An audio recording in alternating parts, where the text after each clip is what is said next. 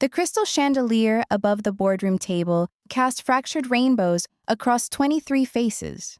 Each person in that room earned more in a month than most families see in a lifetime. The mahogany table stretched 30 feet between us, polished to mirror perfection. But none of that mattered when my father-in-law stood up, adjusted his $1,000 tie, and said the words that would change everything. My name is Sarah, and this is the story of how one meeting in a glass tower destroyed an empire and rebuilt it from the ground up. What started as a typical quarterly review became the corporate uprising nobody saw coming. 22 executives would walk out that door, but not for the reasons you might think.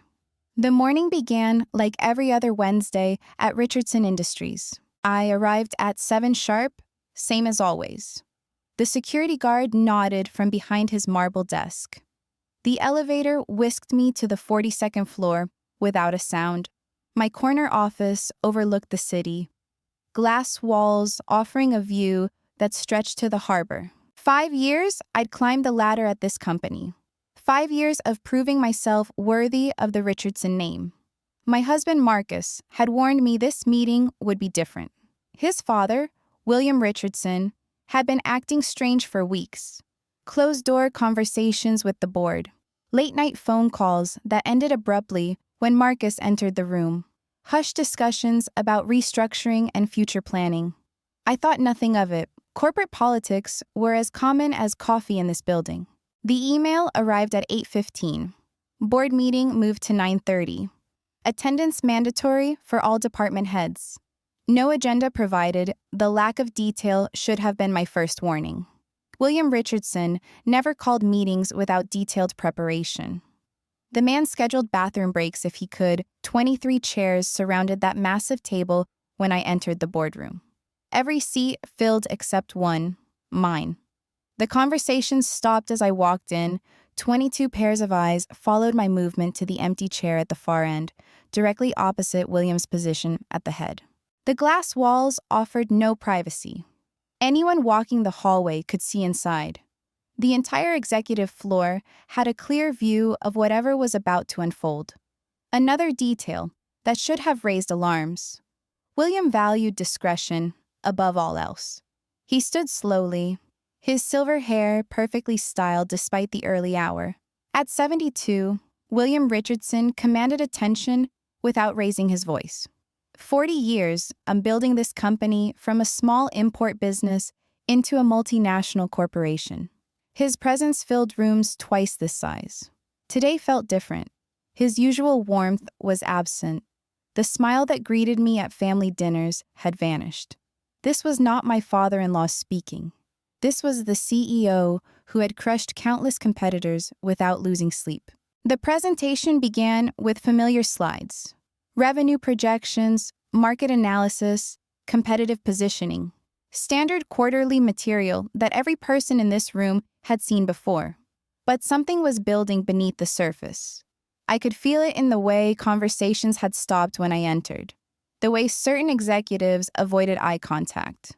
20 minutes into the meeting, William clicked to a slide I had never seen. Organizational restructuring, effective immediately. My department was highlighted in red, every position under my supervision marked for elimination or reassignment. The room temperature seemed to drop 10 degrees. My throat went dry as I processed what I was seeing. 3 years building the international division from 12 employees to over 200. Record profits every quarter for the past 18 months. Client satisfaction ratings that exceeded every benchmark we had set. None of that mattered now. William's voice cut through my thoughts like ice. Sarah, your position is being eliminated. The international division will be absorbed into domestic operations. Your services are no longer required. The words echoed off the glass walls. 22 faces turned toward me, then back to him. Some looked surprised. Others appeared to have been expecting this moment. I found my voice. May I ask why? My division has exceeded every target you set. We generated $38 million in new revenue last year alone. His response was swift and cold. Business decisions are not personal decisions, Sarah. This company must evolve to remain competitive. Your division, while profitable, is not essential to our core mission. Not essential. 3 years of 18-hour days, missing family gatherings to close deals in Singapore, learning Mandarin to better serve our Asian clients, building relationships across 4 continents. None of it essential. The silence stretched for what felt like hours, but was probably 30 seconds I could hear my heartbeat in my ears. The air conditioning hummed overhead. Someone shifted in their chair, leather creaking against the quiet. Then something unexpected happened. James Morrison, our chief financial officer, stood up. His chair scraped against the marble floor with a sound that seemed impossibly loud. "Where are you going, James?" William's voice carried an edge I had never heard before. James looked directly at me, then back to William. "If Sarah is not essential to this company, then neither am I." He walked toward the door without another word. The room erupted, not with noise, but with movement. One by one, executives began standing. Margaret from legal, David from marketing, Patricia from human resources. Each person who stood represented decades of combined experience, millions in revenue generation, countless client relationships. William's face shifted from confident control to barely contained panic. "Sit down. All of you. This meeting is not over." But they kept standing, kept walking. The head of operations, the vice president of sales, the director of technology, like dominoes falling in slow motion, each departure triggered the next. I sat frozen, watching the most powerful executives in the company file out of the boardroom.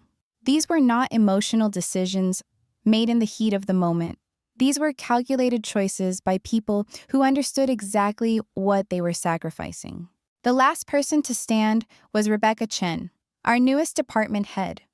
She had joined the company only 6 months ago, recruited from our biggest competitor, with promises of stability and growth. She looked at William with something approaching pity. "This is not the company you described during my interview," she said, quietly. "I thought I was joining a family business that valued loyalty and merit. Instead, I find myself in a place where politics matter more than performance." She gathered her materials and headed for the door. Before leaving, she turned back one final time. "Sarah, if you are not welcome here, then I do not wish to be here either." The door closed behind her with a soft click that sounded like a gunshot in the sudden silence. 3 people remained in that boardroom. William, standing at the head of the table with his presentation still glowing on the screen. Marcus, my husband, sitting motionless in his chair 3 seats from his father, and me, still processing what had just happened. 22 executives had just walked out, not in anger, not in protest, but in solidarity with someone they believed had been wronged. People who barely knew me personally had just sacrificed their careers to make a point about fairness and integrity. The weight of that sacrifice hit me like a physical blow. These were not just colleagues walking out. These were the architects of Richardson Industries' success. The people who knew where every client relationship stood, every deal in negotiation, every strategic initiative in development. They had just taken 40 years of institutional knowledge with them. Out that door, William finally sat down, his presentation forgotten. The silence stretched between us like a chasm.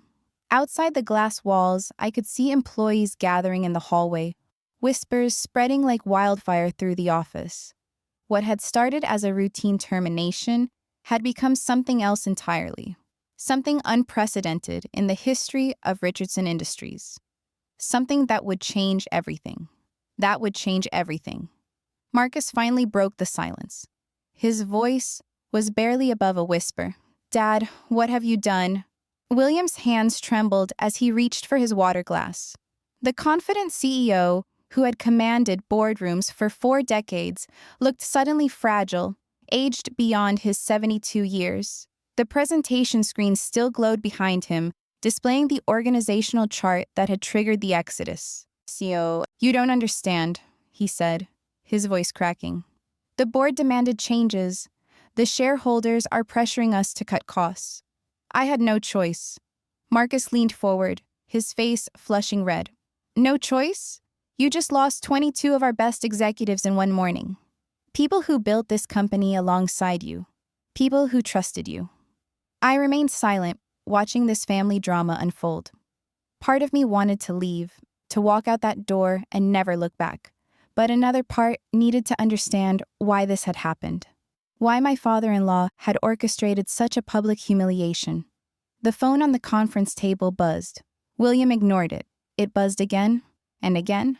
The outside world was already reacting to what had just occurred. Through the glass walls, I could see security guards moving through the hallways. Employees clustered in small groups. Their conversations animated. Some were crying, others looked angry. The normal rhythm of the office had completely stopped. William's secretary appeared at the door, her face pale. "Mr. Richardson, I have the mayor's office on line 1, Channel 7 News on line 2, the Wall Street Journal on line 3. And your wife is on her way up." "Not now, Martha." William's voice was hoarse. "Sir, they're all asking about the resignations. Word is already spreading on social media." Someone filmed the executives leaving the building together. My stomach dropped. In today's connected world, corporate scandals traveled at the speed of light. By noon, this would be trending on every platform. By evening, it would be national news. Marcus stood up abruptly. "I need to call Rebecca. And James. Maybe we can fix this before it gets worse." His father's laugh was bitter. "Fix this? 22 people just committed career suicide over someone who isn't even family anymore." The words hit me like a slap. Isn't even family anymore. There it was. The real reason behind this morning's ambush. Marcus froze halfway to the door. "What did you just say?" William looked directly at me for the first time since the meeting began. "Your wife has been having an affair, Marcus, with Jonathan Hayes from our London office. I have photos, emails, hotel receipts, everything." The accusation hung in the air like poison gas. My vision blurred around the edges. Jonathan Hayes was our European operations director. We had worked closely together on the expansion into German markets. We had traveled together for client meetings. We had shared meals and conversations about business strategy. We had never had an affair. "That's not true," I said, my voice steady despite the chaos in my head. "Jonathan and I worked together. Nothing more." William pulled out his phone, swiped through several screens, then placed it on the table facing me. A photograph showed Jonathan and me leaving a restaurant in Frankfurt. We were walking close together, his hand on my back as he guided me through the crowd. I remembered that night. The client dinner had run late. Jonathan had insisted on walking me back to the hotel because the streets were unfamiliar. He was being protective, professional. Nothing inappropriate had occurred. But in the photograph, it looked intimate, romantic, guilty. More photos followed Jonathan and me in the hotel lobby, sharing coffee before an early morning meeting. The two of us laughing during a presentation, caught in a moment of shared success. Images that told a story completely different from reality. "Where did you get these?" My voice was barely audible. "A private investigator." William's tone was matter-of-fact, as if hiring someone to spy on his daughter-in-law was standard business practice. "I've been watching you for months, Sarah, waiting for proof of what I suspected." Marcus sank back into his chair. The color had drained from his face. He stared at the photos like they were written in a foreign language. "These don't prove anything," I said, pushing the phone back toward William. "Jonathan and I traveled together for work. We attended meetings together. That's what colleagues do." William swiped to another image. This one showed Jonathan and me in what appeared to be a hotel hallway. He was touching my shoulder, leaning close to speak in my ear. The timestamp showed 11:30. At night, I closed my eyes, remembering.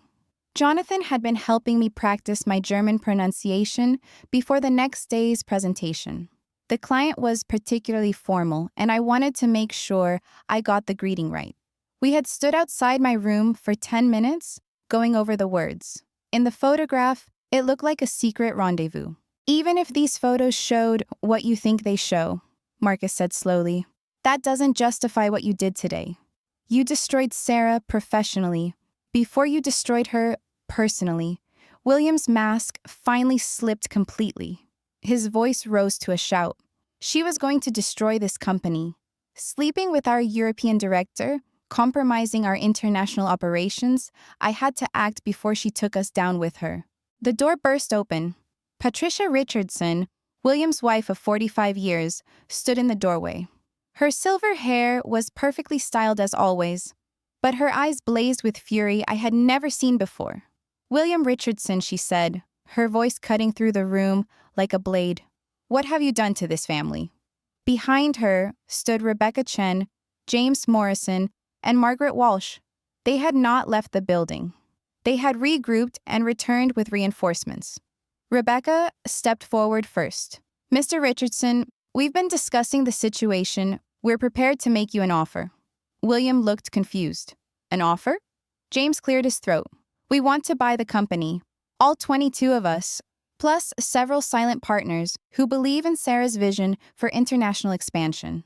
The silence that followed was absolute. Even the air conditioning seemed to stop humming. William's face went through several expressions before settling on disbelief. "You can't be serious." "We're completely serious," Margaret said. "We have financing arranged. We have client commitments. We have everything we need except your agreement to sell." Patricia moved to stand behind my chair, her hands resting on my shoulders. "Whatever my husband thinks he knows about you, Sarah, I know the truth. You are the best thing that ever happened to this company's international division." She looked directly at her husband. "And you are about to lose everything because of your paranoia and jealousy." The phone buzzed again. And again. The outside world was not going to wait for this family to resolve their differences. William stared at the faces surrounding him, his wife, his son, his former executives. All of them aligned against his version of reality. For the first time in 4 decades, William Richardson was no longer in control of his own boardroom. And this was only the beginning of how everything would change. Would change. The proposal hung in the air like smoke after an explosion. 22 executives wanted to buy Richardson Industries. The company William had built from nothing, grown from a small warehouse operation into a billion-dollar empire, was being offered back to him by the very people he had just tried to dismiss. I watched his face cycle through emotions I had never seen before. Shock melted into anger, then shifted to something approaching fear. The man who had crushed competitors and dominated board meetings for 40 years was facing a hostile takeover from his own employees.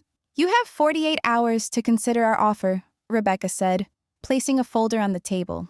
"Fair market value, plus a premium for goodwill and client relationships, everything documented by independent auditors." William's hands shook as he reached for the folder. His voice was barely controlled. "You think you can just steal my life's work?" "We're not stealing anything," James replied. "We're offering to purchase it. There's a significant difference." Patricia's grip tightened on my shoulders. The weight of her support felt overwhelming. This woman had welcomed me into her family 5 years ago, treated me like the daughter she never had. Now she was choosing sides against her own husband. Marcus finally found his voice. "Dad, maybe you should listen to them. Look around this room. Look at what's happening to our company right now." Through the glass walls, the chaos was spreading.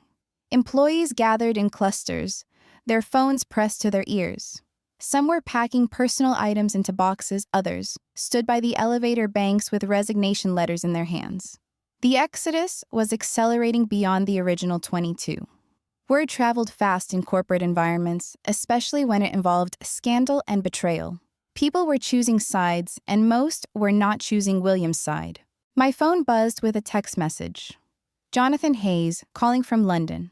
"Sarah, seeing news reports about Richardson Industries. Are you all right? Whatever's happening, I want you to know our relationship has always been completely professional." I showed the message to Marcus, then to William. "See? Jonathan is as confused as everyone else, because there was never an affair." William studied the phone screen, his confidence wavering. "But the photographs clearly show inappropriate behavior between you two." "The photographs show colleagues working together," Patricia said firmly. William, you've been looking for problems that don't exist. You've created a crisis out of paranoia. Rebecca checked her watch. Mr. Richardson, we have reporters gathering downstairs. The stock market opens in 2 hours. By then, this story will be everywhere.